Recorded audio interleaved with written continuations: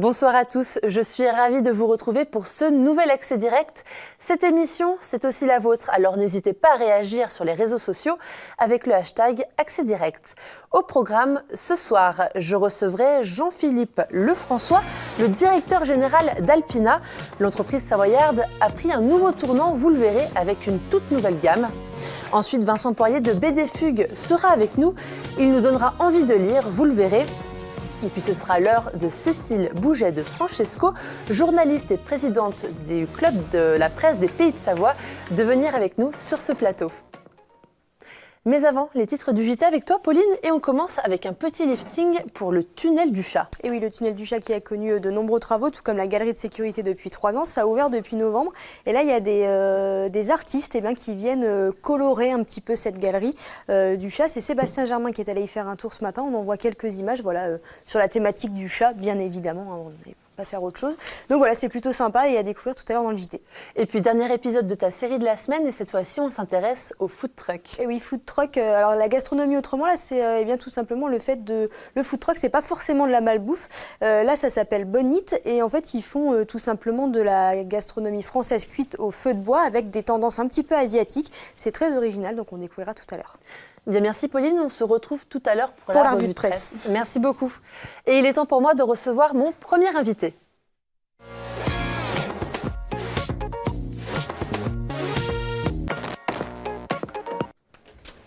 Jean-Philippe Lefrançois, bonsoir. Bonsoir. Alors, vous êtes directeur général d'Alpina, je le répète. Alors vous avez ramené ces produits, c'est votre nouvelle gamme.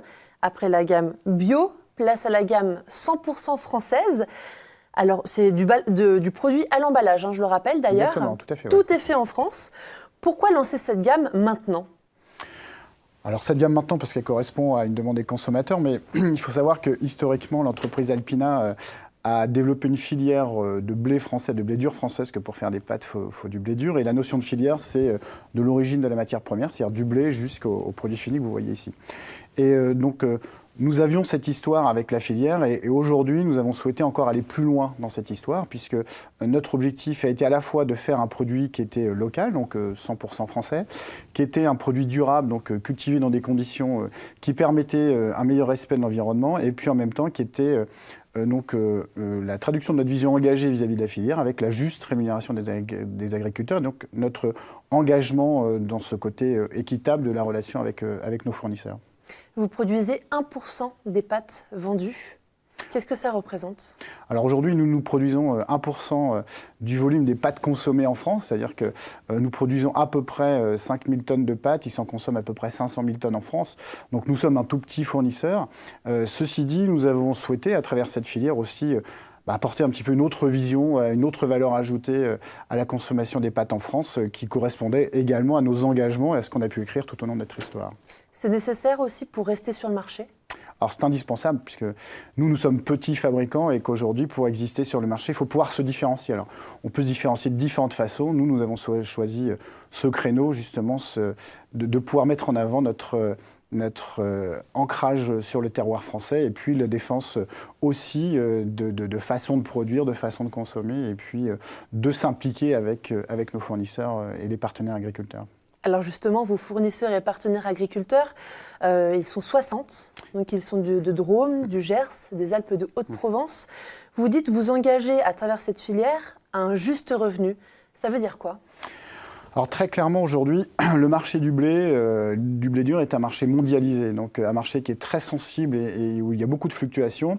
Et le niveau de rémunération se fait par rapport à la production des meilleurs producteurs mondiaux. Et en France, aujourd'hui, on a vu notamment ces dernières années avec des problématiques climatiques, on avait du mal à pouvoir avoir les bons rendements à l'hectare. Et la difficulté pour les agriculteurs, c'est justement de pouvoir retrouver une rémunération qui correspond à leur coût de production. Donc nous avons évalué avec eux ce qui était leur coût de production, nous avons estimé avec les chambres d'agriculteurs et ces agriculteurs partenaires quel était leur coût de production, plus un niveau de rémunération qui leur garantissait d'avoir une perspective sur leur activité. Et en plus, nous avons contracté avec eux sur une durée de 3 ans pour leur donner cette vision justement de l'engagement. Et ces agriculteurs qui sont partenaires avec nous déjà depuis plus de 20 ans, puisque ce sont ces 60 agriculteurs avec qui nous travaillons, parce qu'eux aussi s'engagent en contrepartie à travailler dans des conditions très particulières avec un niveau de qualité qui correspond à notre exigence. Donc cet engagement correspond justement à la pérennité de cette relation, et c'est aussi un gage pour nous de pouvoir continuer à travailler avec eux dans le futur, et en même temps pour eux de continuer à vivre de leur exploitation. Alors leur engagement à eux, il se traduit par quoi ? Alors, la première chose, ils ont un cahier des charges assez exigeant sur les conditions de culture. C'est-à-dire qu'il y a sont des champs qui doivent être loin de zones industrielles, loin des autoroutes, des zones urbanisées, pas d'épandage, des conditions de récolte qui sont bien définies au niveau de la préservation de la faune, de la flore, des accompagnements au niveau des amendements et puis des traitements. Ce qui fait qu'aujourd'hui, ils ont donc des conditions de culture qui sont quand même assez particulières. Et ces cultures sont contrôlées par un organisme extérieur qui nous permet à nous d'avoir la garantie qu'ils ont bien appliqué justement cet engagement au niveau de leur cahier des charges de production. Et ensuite, comme nous avons un engagement sur le sans résidu de pesticides, nous contrôlons systématiquement toute leur production. Il y a 500 molécules à chaque fois qui sont contrôlées, plus des métaux lourds. Et en cas où il y ait la présence d'une de ces molécules, une seule de ces molécules, le lot n'est pas validé. Donc en fonction de ça, par rapport au coût justement, nous avons garanti et nous avons défini avec eux un coût de production. Et c'est pour ça que l'engagement est fort entre eux et nous, parce que demain, il est extrêmement difficile de pouvoir développer des nouvelles surfaces agricoles qui répondent à cette attente et justement à ce niveau d'exigence. Et comme vous le disiez, nous ne représentons que 1% du marché des pâtes, donc nous avons encore la capacité, par rapport à ces quelques milliers de tonnes que nous consommons, sur les 2 millions de tonnes qui sont produites en France de blé, nous avons la capacité de pouvoir sélectionner ces agriculteurs et d'avoir ce niveau d'exigence avec eux, et qu'eux puissent en contrepartie justement tenir ce cahier des charges, ce qui est aussi important, parce que ça sert à rien de mettre la barre à un certain niveau s'ils ne peuvent pas le tenir. Puisqu'effectivement, si tout est respecté au niveau de ce cahier des charges, je suppose que la matière première est plus chère. Exactement. La matière première est plus chère, elle est plus chère à produire, et elle est plus chère parce qu'aussi on leur garantit un niveau de revenu.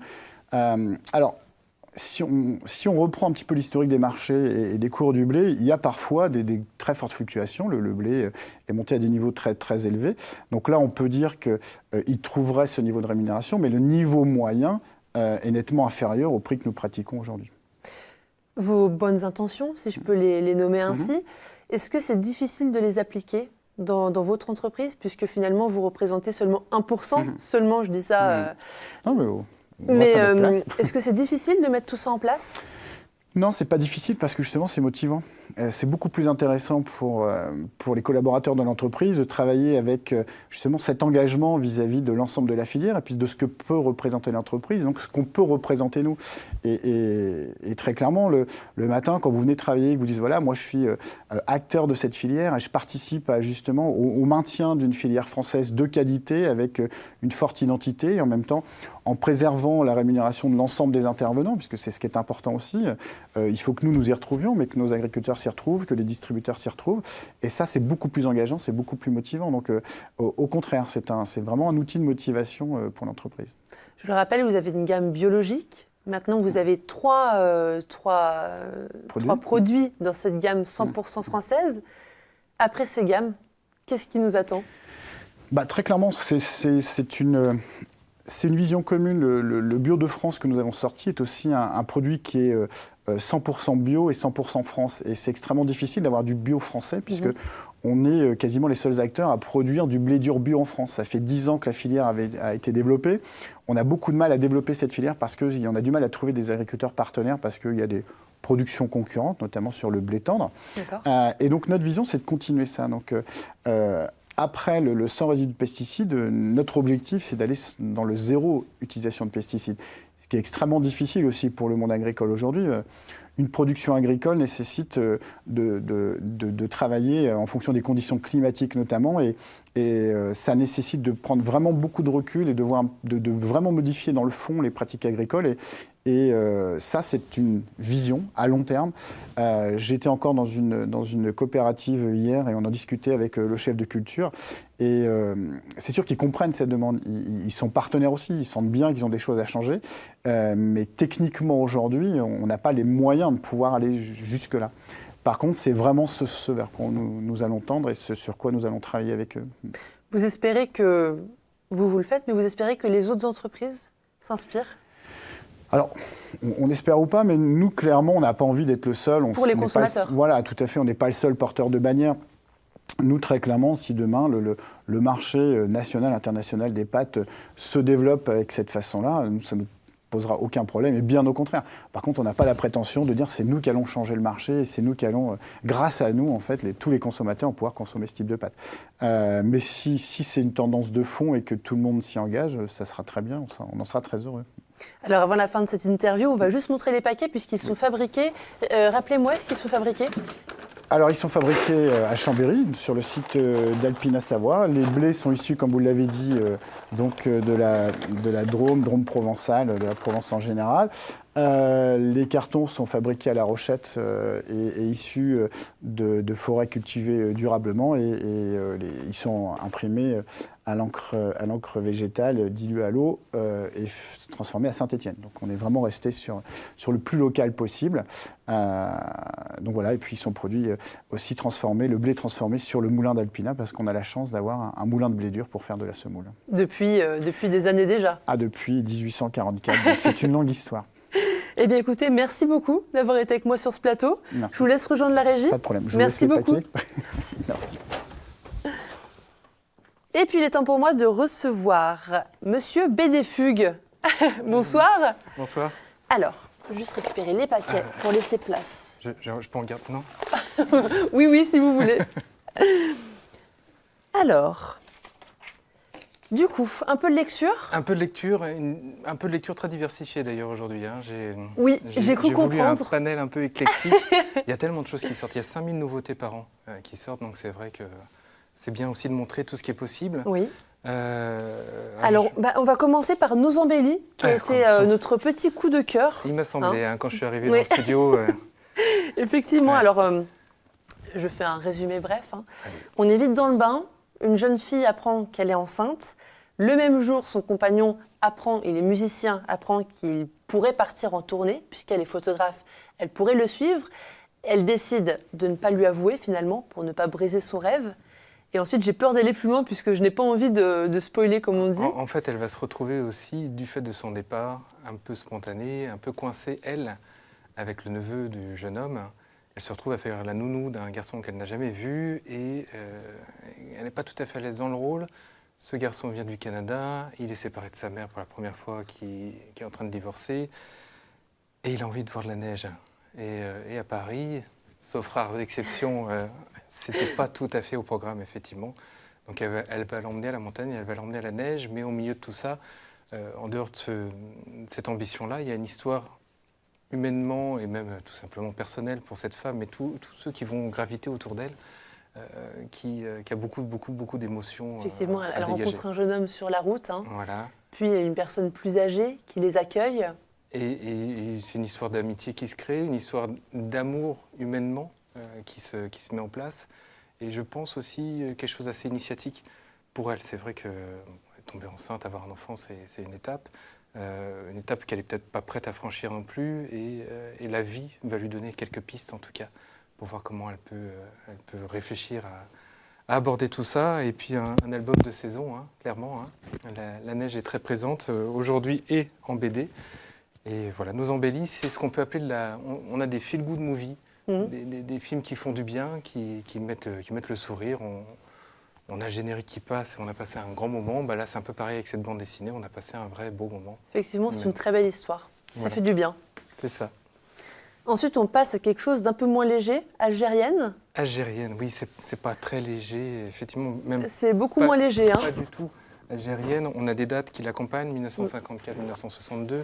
Algérienne, on va découvrir par le biais de témoignages de plusieurs femmes la guerre d'Algérie telle qu'elles l'ont vécue. Et c'est vrai que la guerre d'Algérie, ça reste un sujet relativement tabou, peu compris d'ailleurs. Hein. Moi, je ne me souviens pas l'avoir étudié tant que ça en cours. On l'a survolé, on sait qu'il y a eu, mais c'est quand même très abstrait. Et bien là, on est dedans, on est au cœur, on n'est pas dans un cours d'histoire, on est dans ceux qui l'ont vécu directement, qui viennent témoigner. Alors, le contexte est fictif, mais les témoignages d'origine qui ont inspiré cette fiction sont bien réels. Hein. Donc on a un un mélange plutôt Et c'est très efficace. dur, hein. Ce sont trois femmes qui témoignent. Il y en a même un petit peu plus au final qui vont s'enchaîner, mais oui, c'est dur. C'est dur, mais c'est pas non plus... c'est pas moralisateur, ça cherche pas à dénoncer, c'est pas manichéen. Il n'y a pas ce côté qu'on a tous quand on pense aux guerres mondiales, les nazis contre le bien, etc. Là, on est sur quelque chose de beaucoup plus ambivalent. On a même des retournements de situation, de veste, on va dire, auprès des protagonistes selon le contexte qu'elles ont vécu. Et finalement, peut-être à une autre échelle, même si c'était il y a un demi-siècle de ça, la capacité à mieux comprendre ce qui s'est passé, par quoi notre France est passée, par quoi l'Algérie est passée, et pourquoi elle peut encore en souffrir de manière très concrète. Et puis la situation de début, on peut presque s'identifier, puisqu'en fait c'est une jeune fille qui demande à son père, elle sait qu'il a fait la guerre d'Algérie, il refuse de lui en parler. Oui, son père est dans un mutisme total, il a fait la guerre d'Algérie, mais on n'en parle pas. Voilà. Et elle a besoin de comprendre. Elle a lu un article, elle a besoin de comprendre, et c'est elle, une demoiselle, entre guillemets, comme tout le monde, qui va vouloir comprendre et qui va faire ce voyage, qui va faire ces rencontres, et qui est pour nous, finalement, notre moyen aussi de rencontrer ces femmes. Donc finalement, c'est de l'histoire en BD. C'est de la grande histoire. Et en même temps, c'est vraiment un bon moment de lecture. Hein. C'est ça qui est fort. Moi, les cours d'histoire, tels que je les ai en mémoire, c'était assez rébarbatif. Là, vraiment, c'est touchant, c'est prenant et c'est même fait avec beaucoup, beaucoup de talent. Le dessin est très élégant, très lisible, ce qui nous permet d'avoir un vrai plaisir de lecture. D'ailleurs, je parle du dessin. Zach Deloupi, le dessinateur, qui est local, qui est stéphanois, sera au Salon de la bande dessinée du Lac d'Annecy, Sevrier BD, les 5 et 6 mai. Donc, ça sera possible de rencontrer l'auteur à cette occasion-là. Très bien, le message est passé, merci beaucoup. Ensuite, on passe à 4 sœurs. À 4 sœurs. Alors, 4 sœurs, mais elles sont 5. Alors, avec Camille, on se demandait pourquoi. C'est une bonne question. Mais oui, Camille pose toujours des questions étonnantes. Hein. Non, mais je me suis posé la question aussi, effectivement. 4 sœurs, pourquoi? Alors, 4 sœurs, à la base, c'est 4 romans qui sont adaptés en 4 bandes dessinées. Et chaque roman porte le prénom d'une des sœurs. Donc, c'est vrai que ces 4 sœurs qu'on va suivre au milieu de leurs 4 autres sœurs. Donc finalement, le terme 4 sœurs revient plusieurs fois. 4 sœurs qui vont nous parler de leurs 4 sœurs. Donc elles sont 5, certes, et je pense qu'il y a une petite facétie de la part de la romancière Malika Ferjouk de jouer à ça. J'ai entendu parler d'un petit clin d'œil aux 3 mousquetaires qui étaient finalement 4. Donc voilà, on peut théoriser dessus, mais on arrive à justifier, notamment parce qu'il y a eu 4 romans et donc 4 bandes dessinées désormais. Le tome 4 est sorti il y a un petit mois de ça, termine cette collection. Dans les 4 sœurs, il n'y a pas d'événement ébouriffant. En fait, elles sont donc 5 sœurs, elles vivent dans la même maison. C'est un quotidien, en fait. C'est un quotidien. On vit un quotidien. Elles ont perdu leurs parents 2 ans et demi avant. C'est la grande sœur qui vient un petit peu les chapeauter un petit peu. Elle a la bonne vingtaine maintenant. Elle s'occupe d'elle avec beaucoup de tendresse. Et on va les suivre chacune dans leur quotidien. On démarre à 9, on finit, je crois, à 25 ans. Et toutes ont ce petit quelque chose, ces petits instants de vie qui vont faire qu'elles vont nous amener à un grand sourire ou de l'inquiétude ou de la passion. On vit, on ressent énormément de choses en lisant les 4 sœurs, que ce soit par le biais du roman ou par le biais des bandes dessinées. J'ai eu la chance et le bonheur de lire les deux. Et ça a beau être considéré comme de la littérature pour jeunes adolescentes, en réalité c'est très large au niveau du public. Et l'adaptation qu'a fait Cathy Bor rend vraiment hommage au roman. Il y a Malika Ferjouk qui a une écriture extraordinaire. Elle a un choix de mots, elle a une façon de les associer qui est un vrai bonheur de lecture. On pouvait quand même craindre potentiellement que la bande dessinée finalement nous fasse perdre un petit peu ça. Et Cathy Bor a eu un esprit de synthèse où elle nous met en images les descriptions et arrive à retranscrire l'émotion et le brillant de l'écriture dans le texte tel qu'elle les a repris. Les caractères sont là, les attitudes sont là. Les deux se valent en lecture. Donc qu'on soit lecteur de BD ou de roman, c'est un bonheur de lecture assuré. Très bien. Et puis Saga. Et Saga. Alors Saga. là, changement radical. Changement radical, plus rien à voir. Donc là, je résume rapidement. 2 amants, Alana et Marco, donnent naissance à Hazel, qu'on retrouve dans le tome 8. Qu'on elle retrouve tout le le temps, long. tout le temps, mais elle est encore petite. Alors là, pour le coup, c'est Emmanuel Jaude qui se faisait la réflexion. C'est un ovni du 9e art. C'est un ovni véritablement, effectivement, mais c'est pour ça aussi que je viens vous l'amener. Saga, alors attention déjà, c'est extrêmement addictif. C'est ce que je disais à Emmanuel. Si on démarre, qu'on rentre dedans, on n'arrive plus à en ressortir. Donc, faut y aller avec une certaine prudence. Sinon, on n'arrive plus à s'en défaire. Saga, c'est un univers très space opéra, très science-fiction, très, très riche, avec tout ce qui est possible entre les différentes planètes, les vaisseaux. On a l'impression d'un mélange de Star Trek, Star Wars, tous ces univers qui ont des charismes extraordinaires, mais qui ont aussi le côté grandiloquent de guerre interspatiale où on suit des super-héros finalement de ces environnements-là. Là, c'est un couple interdit. Ils viennent chacun d'une planète, ils ont commis le pire de cette société-là. Ils ont eu un enfant ensemble. Il y a une notion de racisme finalement interplanétaire qui est mise dedans. Mais c'est avant tout cette histoire d'amour qui est mise en exergue. Là où c'est extrêmement fort, c'est que Brian K. Vaughan, le scénariste qu'on connaît aussi pour la série télé Lost, c'est vraiment comme ça qu'il s'est rendu célèbre, et qui a donc le sens du rebondissement, du suspense, il a créé cet univers donc spatial et complètement dingue, limite psychédélique, avec malgré tout une intrigue qui peut nous toucher tous dans sa construction, parce qu'on est sur des thématiques presque du quotidien. L'environnement est complètement dingue, mais ce que va vivre ce couple qui essaye finalement de grandir normalement avec leur enfant est très empathique pour nous. Les dialogues sont très, très immédiats, très crus, très naturels. C'est très humain finalement. Très humain, c'est ça. On est entouré d'extraterrestres, tout est possible dans ce contexte-là. C'est ce qui aussi donne énormément de variété à la série. Et en même temps, on a cet aspect qui se raccroche beaucoup à notre quotidien, à des gens qu'on connaît, ce qui fait qu'on n'est pas en distance totale et au contraire plutôt en empathie. Et c'est un cocktail explosif, mais assez génial. En quelques mots pour la dernière BD, parce que le temps presse. Oui. Camille me met un peu la pression. Troisième Testament. Troisième Testament, c'est la conclusion d'une anté-suite. Alors qu'est-ce que c'est une anté-suite? C'est comme Star Wars. On a une histoire de départ, et puis après on revient en arrière pour comprendre jusqu'à la genèse de toute cette histoire, l'origine. On revient de nombreux siècles avant le Troisième Testament, qui est une série culte de la bande dessinée qui s'est vendue à plus d'1 million d'exemplaires. C'est du gigantisme. Une série qui va mélanger aventure, ésotérisme et historique. Et Troisième Testament, on est 30 ans après la mort de Jésus-Christ et on écrit ce fameux Troisième Testament qui est relativement inconnu et dont on découvre tous les dessous ici. Le tome 5 de Julius, qui est paru hier, c'est la conclusion donc, de cette saga extraordinaire. C'est vraiment une des BD les plus spectaculaires qui existent. Et voilà, je ne pouvais pas ne pas vous amener cet événement éditorial qui est arrivé tout juste hier à peine. Eh bien donc, si les lecteurs sont intéressés, on peut les retrouver chez vous. Exactement, et on peut même au-delà de retrouver chez nous les BD. Le dessinateur du Troisième Testament sera à la librairie pour rencontrer ses lecteurs le 25 mai, donc dans 2 petits mois. Et Cathy Borg, qui fait Les 4 Sœurs, sera également à Sevrier BD début mai. Donc on peut aussi retrouver les artistes qui sont derrière ces petites merveilles. Très bien, merci beaucoup Vincent. Merci Olivia. Merci, à bientôt. À bientôt. Et puis c'est parti pour la revue de presse avec Cécile Bouget de Francesco et Pauline Courceau. Bonsoir.